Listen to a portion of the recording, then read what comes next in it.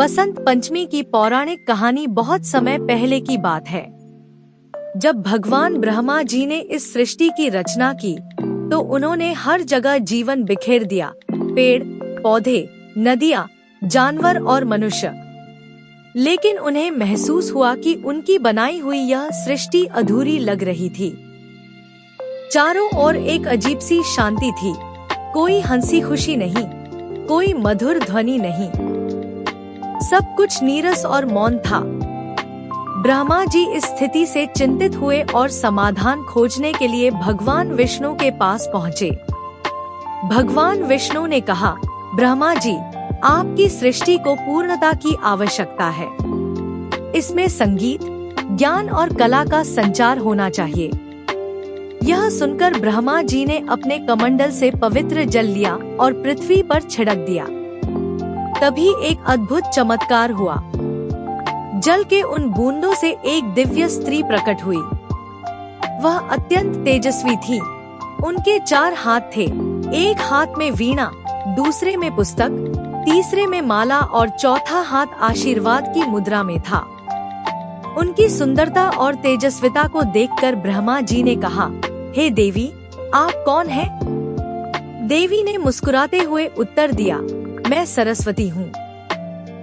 मुझे ज्ञान, संगीत और कला की देवी के रूप में जाना जाएगा। मैं इस संसार में ज्ञान, विद्या और मधुरता का संचार करूंगी। यह कहते ही देवी सरस्वती ने अपनी वीणा के तार छेड़े।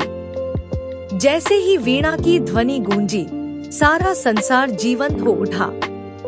हवा में मधुर संगीत बहने लगा, नदियाँ कलकल करने लगी, पक्षी चहचहाने लगे और मानवों को वाणी प्राप्त हुई। ज्ञान और बुद्धि का प्रकाश फैलने लगा और इस प्रकार सृष्टि पूर्णता की ओर बढ़ी।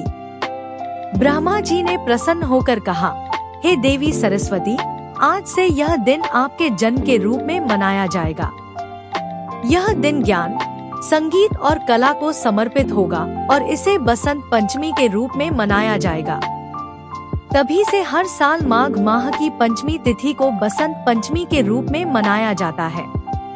इस दिन माँ सरस्वती की पूजा की जाती है।